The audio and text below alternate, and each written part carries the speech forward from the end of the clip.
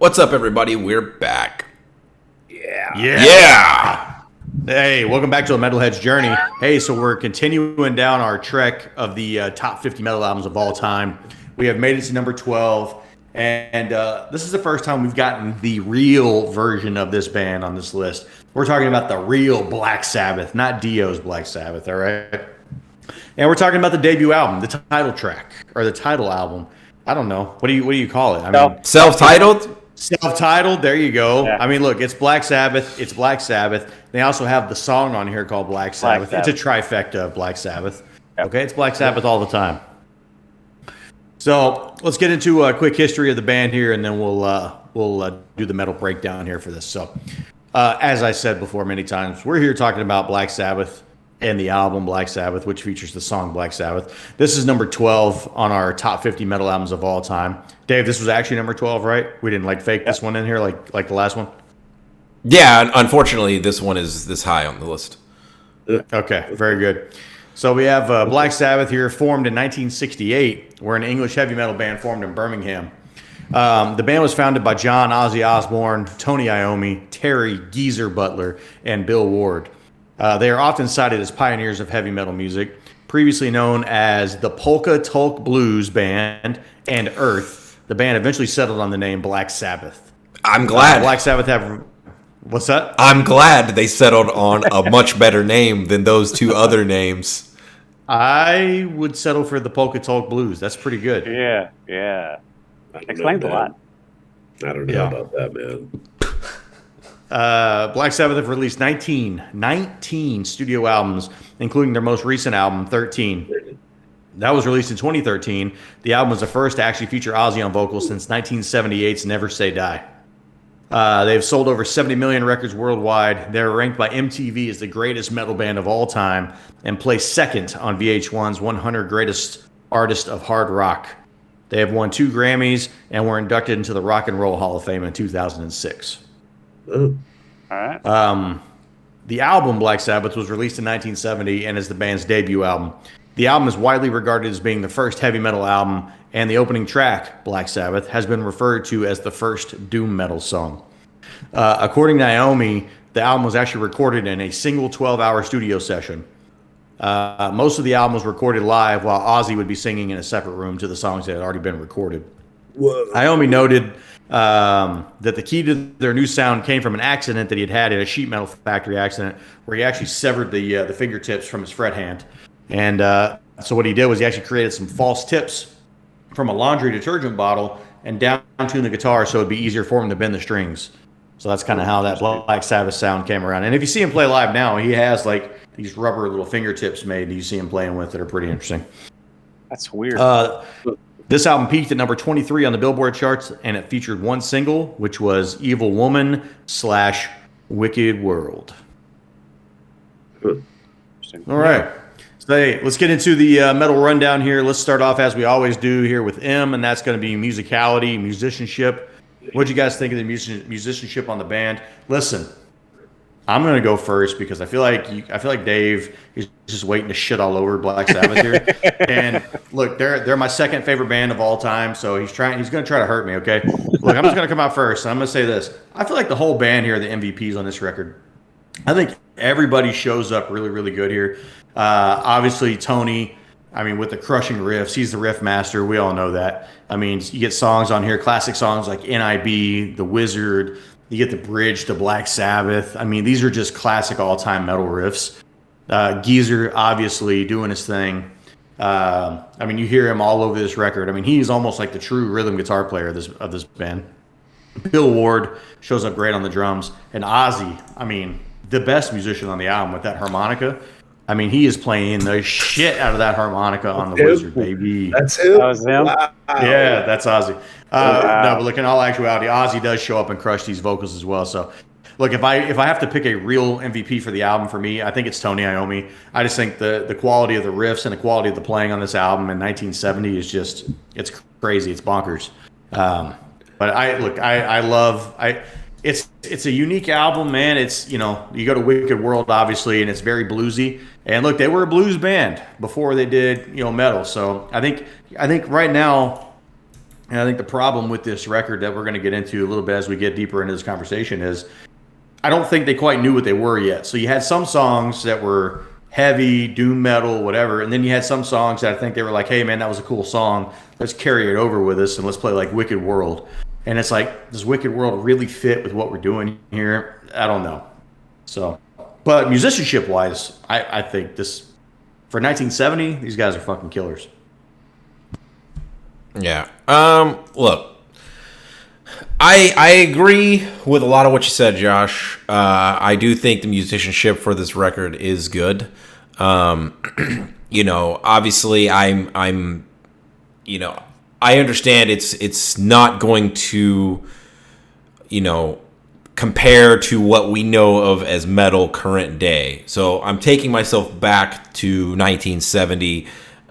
This is easily probably the heaviest thing that is out there, right? And I think the self-titled track in particular is a sign of things to come for this band, in terms of the direction that they go. Dude, that song, that song legitimately scares me when I listen to it. Like, it just puts you we talk about things are like a vibe, right? Like when we did Ace of Spades, that album was a fucking vibe. It made you feel like you're in this fucking grungy bar, drinking whiskey, smoking cigarettes, right?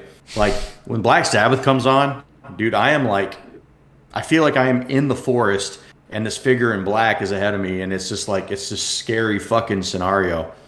Like there's a really cool cover album called Nativity in Black, where there's a lot of bands that do Black Sabbath covers. Anyway, Typo Negative does Black Sabbath. It's terrifying. I'll just say that. Hey, Dave, I don't mean to steal your thunder here, man, but just to kind of touch on what Josh was saying, so I decided to put the album on around, I don't know, say 12 a.m. ish. And you had nightmares. Well, no, my dog started scratching on the door, so she needed to pee. So I decided to take her out to pee with this fucking song, the very first song on the album, Black Sabbath, playing.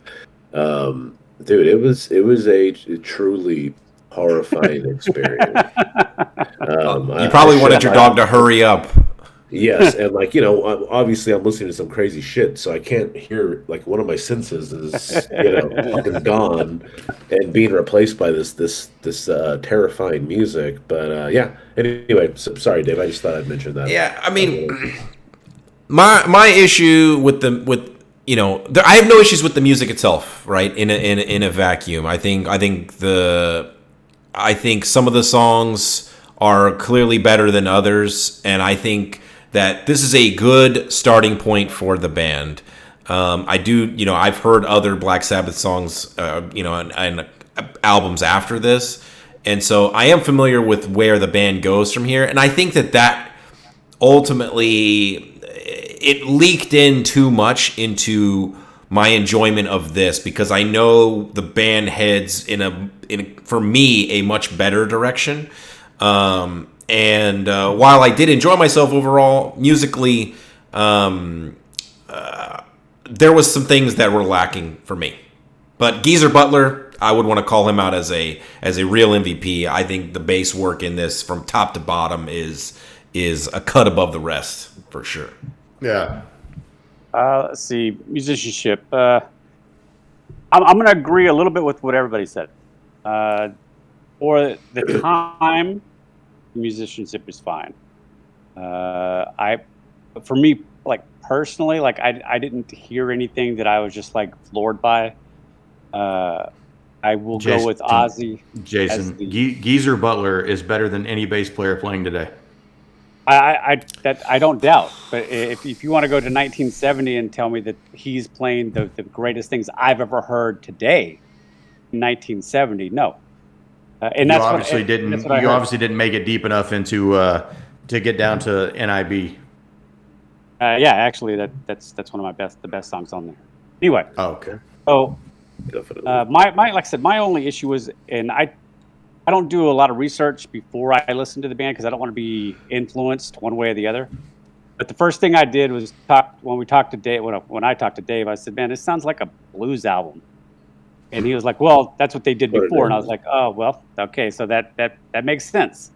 But I'm going to agree here again with what has been said. Like some of these songs, in my opinion, shouldn't be on here because they don't sound like anything that I could relate to metal. But musicianship wise, I thought everything was fine. My MVP is Ozzy because I think Right. the songs that I like the most are the songs that he really just sings his ass off. Yeah. So musicianship for me. So yeah, just right away, Geezer Butler. Holy shit. Fucking phenomenal. Fan fucking tastic shit. Um, yeah, Josh, I have to disagree with one thing you said. You said he comes off as a great lead or a great rhythm guitarist, dude. He's almost like a lead guitarist Yeah. in his. I mean, dude, it's just great shit there, man. So my second MVP, however, is Ozzy. Not everything he does on here is great, right? But his performance on the song Black Sabbath during the verse Yeah, is truly fucking. I don't know how else doom. to describe it other than Terrifying. horrifying. Yeah, Yeah. like like where that's why you said something interesting a while back is no one can do what Ozzy does. And these motherfuckers can scream all they want. They're never gonna make you feel like that. The way Yeah. Ozzy's making you feel on that song. And let me go ahead and bleed into entertainment here. Um, I listened to this album a couple times before this, so I was familiar with it, just not intimately. Um, so it had been quite some time though. When I finally put these two on, it was kind of meh. And then I listened to them with headphones, and man, you can just kind of hear everything that's going on and what everyone's doing. And I'm very, very, very shocked that they did this all in 12 hours. Because Yeah. holy fuck. Um, I was telling Dave, like, man, I low key think this might be a masterpiece, man. I don't know. I was very entertained by this album. One thing for me that I will say it's a gripe. I think it's more than a nitpick. It's a legitimate gripe. Is that we have songs within single tracks. Yeah. Yeah, Break up the songs, man. Come on. It's frustrating though, but Yeah. hey, it's a 39-minute experience, and I think a lot of albums, and I know some of these songs sound way different than the others, but I think this together makes a cohesive album that I guess it gets a little bit away from them towards the end of that last song, The last admittedly, song. Yeah. but cohesively, I think it makes a solid album. Yeah, but I think Yeah. I was very entertained by it, and I'm glad I was able to revisit it. Yeah, Yeah. Time wise, definitely a breeze. And I don't want to spend too much time here talking about it because I think this is the main gripe of the album is just separate the songs, dude. Why do I yeah, have to live? And look, I'm not saying like I think Behind the Wall of Sleep is a great song. I'm not saying I don't want to listen to it, but I would also like to just be able to go ahead and skip ahead to NIB sometimes if I want to do that. Right. exactly. And so I think that's the only thing that really hurts my entertainment value for the record. But a cool 39 minutes, and it's the second greatest metal band of all time playing. So it ain't a bad thing by any means. Jason? Entertainment value is fine. You can listen to it in the background just fine. And that's what that's what I ended up doing for about half the listens. I listened to it. Again, the best part about this is it's so short, and for most of the album, and for most of the album, the songs bleed together. So you just feel like you're listening to one long fucking song. dude, you are just roasting the shit out of I know. this. I Look, know. I'm fucking with you guys. Okay, so entertainment wise, it's fine. I again will say I will say this. I separate the songs. We've already said it. That is the only gripe. The only other gripe that I have as far as the entertainment value on this, and it's because of that, because of the way that songs are put together, it sounds more like a jam session, a Yeah. bluesy rock Yeah. jam session. It just continues on. for most of the CD. I think hearing that this album was recorded in 12 hours, basically like one sitting or one day's worth. I think that shows, given that it sounds like a jam session. So I'm gonna talk about my entertainment, and I'm gonna bleed into my tracks here because it kind of goes one and the same. I think this album is hard carried by 3 songs in particular, and unfortunately for me, those 3 songs are in the beginning of the album. I think the title track, Black Sabbath, basically in NIB, it's one track for me, and then the Wizard. But as far as entertainment value, for me, once NIB is done, I'm done with the record. I don't want to hear the rest of the record. I know you guys say it's like 39 minutes, and dude, that last song. It is, you guys have made it a point on this show to crucify long songs. And I get it. It's not really a 14-minute long song. It sounds like it to me. Because it all goes into each other. And it is just, I'm like, get me off the ride. Like, I'm done. Like, I don't want any more. And, like I said, it's like I said, the first 3 songs, I'm there, but after that, I don't want anything else to do with the record. And so what was the? I'm sorry. I don't think that because of that, I don't see myself ever revisiting this record personally. But I'll put my songs in order here. It's going to be The Wizard. It's a distant third for me, and then NIB, and then the title track, Black Sabbath. And that's another thing. Like, the best song for me is the very first song, and like that's where the record peaks, and then like it's just kind of goes downhill from there. Dude, NIB is like, it's a fucking phenomenal song.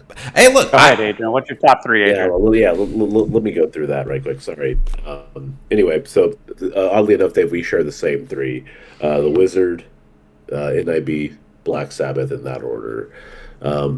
It's not that they're the only 3 songs that I like. It's just that they're my favorite ones on the album.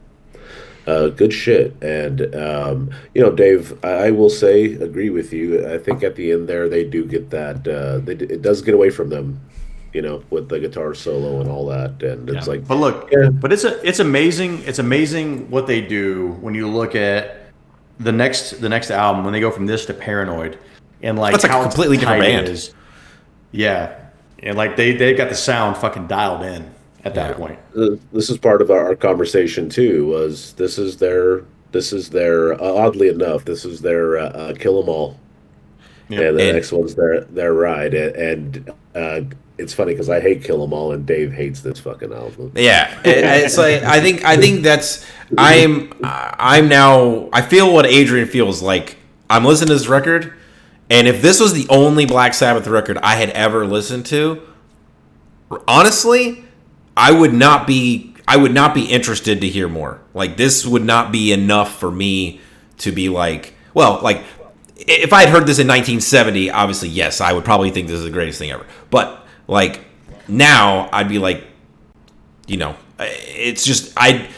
it's crazy how much the band progresses. And Paranoid came out this exact same year. Like, yeah. It's insane, but I don't hate the record. We'll get to the scores. Jason, what was your top 3? All right, so top 3, I had let's see, number 3, Black Sabbath, number 2, Behind the Wall of Sleep, and number 1, NIB. But the only one song that I just do not like, and that's Wasp, and it's only because I don't like the dual vocal track with a slight delay. It's just I love that part, dude. Jason just doesn't like anything that's got like dueling vocals at the same time. He hates that fucking that Slayer song that does that, Temptation or whatever. It's just, I love that like part, I said, dude. it's just, I don't know. I'm like, can I skip this? No, I can't. Damn it. All right. Well, look, as always, we got to break the rules here. For my honorable mention, I actually have Black Sabbath as my honorable mention. Whoa. I don't know, man. It's been an up and down song for me over the years. Like there are periods I go through where I really really enjoy the song, and then there's other times where I just kind of skip to the end of the song and get to that boobadip boobadip boobadip boobadip riff and Man, you got to earn that part. I mean, look, it's solid gold. I would tell you this song is never better than it is live. Like when you see Black Sabbath play live, this song fucking crushes. I mean, it's the most powerful three notes in a song you'll ever hear. But it's an honorable mention for me right here. Number 3, Behind the Wall of Sleep. I love the swing of the drums and the fucking bow down, bow down, bow down riff. Like that's just a good song. Number 2 for me, NIB. And number 1, without a fucking doubt, bro, it's The Wizard. Dude, The Wizard just crushes. That song is so fucking good. It's a good That's song. really Ozzy though on the Yeah. wow harmonica. Interesting. Great Yep. shit, Hey, man, not a one-trick pony. Ozzy's a real musician. dude. The All bass right. work on that song, dude. Damn. Anyway, Moving in here to audio productions, the producer for this album, Roger Bain. I don't know how much producing he did, considering this thing was done in 12 hours, but they did do some double layering on guitars and some layering of vocals, so I guess there's a little bit of work put in here. But the version we listened to was the 2014 remaster.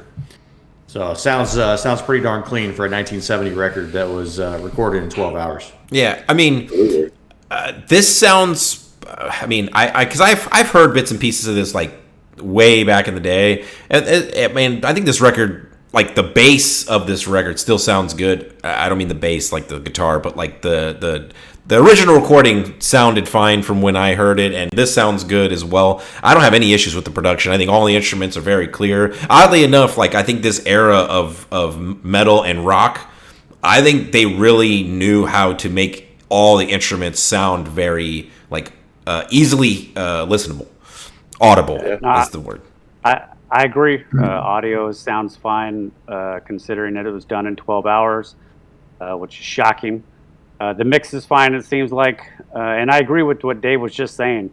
I think they all were dialed in, and then some bands came along and were like, "Yeah, we want to change it up. Switch those fucking dials. Fuck it." Yeah, we want to turn the bass all. It wasn't until the '80s when I think that's when production they started like, let's turn the bass guitar like down further, just unplug them. Just we don't need it all the way down. Yeah, all the way down. Jason knew who. Yeah. I mean, there's nothing really more to say. It's awesome for its time, and the remaster sounds great. All right, let's move into legacy here. And this is a section where we like to answer a couple of questions, and then we also give a rating for the album, just to give you some idea of our rating system here. For a lot of folks, a 7 would be like an average rating for an album. For us, for us, that rating starts at a 5. So if an album gets a 5 or better, that's various levels of I think you should listen to it. Anything below a 5 is various levels of you should probably never listen to that. That's kind of like where the Venoms and the Emperors reside. Whoa. So look, I'll go first unless somebody else wants to go first here on their score. Go ahead, Josh. Go for it. Look, I love Black Sabbath. Seen them live a bunch of times. Seen Ozzy live more than anybody else ever in the history of time. So I'm a huge Black Sabbath fan. Dave, we traditionally have a couple of questions that we talk about here. Is would I listen to more? Obviously, does this album belong on the list? That's a tough one. I would say I would say it only belongs on the list because it theoretically they created the genre. That's the only reason. That's the only argument for me for this record. Other than that, just based off its merit, I would say no. I think there's much better Ozzy-led Black Sabbath albums. Volume 4, Sabbath Bloody Sabbath. I mean, those are just two that I would say I would put if I was gonna have to put another Sabbath album in this slot. I would put one of those, and for me, probably Sabbath Bloody Sabbath over this album. That being said, look, it's a great album. I love it. I think it's a 6.5 on the rating scale for me. Woof. What was your score? 6.5. 6.5. Wow. I was expecting a lot higher. All right. I'll go next. All right. All right. So I'm going to actually echo what Josh just said, because me and Dave had talked about this as well, on whether or not we feel like this belongs on the list. And I'm going to agree with Josh. The only reason it belongs on the list is because of the significance of where it stands in time, considered metal. That would be the only reason. This was not what I was expecting for sure. While the sound of Sabbath is somewhat iconic and familiar for most people, this album was not what I was looking forward to when we went into it. It's not, like I said, it's not a bad album, but it's just also not an album that really grabbed me and made me want more. If this was in a vacuum and I was only listening to this and I'd never heard another either Ozzy-led Sabbath song, I would say like this is not going to make me listen to more. But I know that there's better music out there, so yes, I would listen to more. Like good news for you. Like the next album on this list is another Sabbath album. It's Masters of Reality. Oh, it's infinitely better And, across dude, the board. it's the best Sabbath album. I mean, like whoa. you're in for a treat. Okay, so my score is a 6.2. Oh, that's pretty high for Jason. Yeah. I'll go. Dave. Okay, go ahead. So I do think this belongs on the list. I do think it's fine to believe it's for principle. I mean, I think I was there originally as well, but I do think there are songs, just songs alone on this album that merit it to be on the list. Maybe it's not the whole album, but songs on it that. Yeah. Look. Maybe the album should be like in the 50 spot or Yeah, the right. 45 to 50 spot, something like that. On my notes, I say it shouldn't be this high. It shouldn't be this high on the list. But yeah, I do think it belongs on this list. And of course, I want to listen to more Black Sabbath. My rating for this is a 7. All right. And I will say, Adrian, before I give my score, I think this is one of the few times you will have the highest score. So, I mean, not to beat a dead horse here, I think I agree with the sentiment generally. I think a lot of people pick this because of its impact on metal, and I would never dispute that. It is obviously an important record. But, again, we try to rate this in a vacuum, without the influence of the cultural part of it, and it's hard for me to really say that it is a great record. I don't think it is in a vacuum. I think it's good. I think it's fine. But for me, not something I think I will revisit anytime soon. I have it as a 6. That brings it to a 6.43, which, hey, look, before you yell at us in the comments, I will know based on your comment that you didn't stick around this long. That is still considered, first of all, it's a 6.43 for us. That is still considered a low B score. So, hey, we still recommend the record. We still think it's good. We just don't think it is the greatest record of all time. So. Yeah, and look, I'll give you my own bias here. I mean, obviously, Masters of Reality is going to score much higher than that, and I think Paranoid is obviously going to score higher than that as well. So, look, we're going to absolutely give some more Black Sabbath love, a little bit down the line here. So, hey, hope you guys liked the video here and the review. If you did, give us a like, give us a subscribe. We're putting out weekly metal content right now. We got metal reactions, metal reviews. We're even going to start doing a little metal history coming up here, maybe next week. So just keep checking us out. And in the meantime, live long and prosper. Take it easy, everybody. See ya. Later.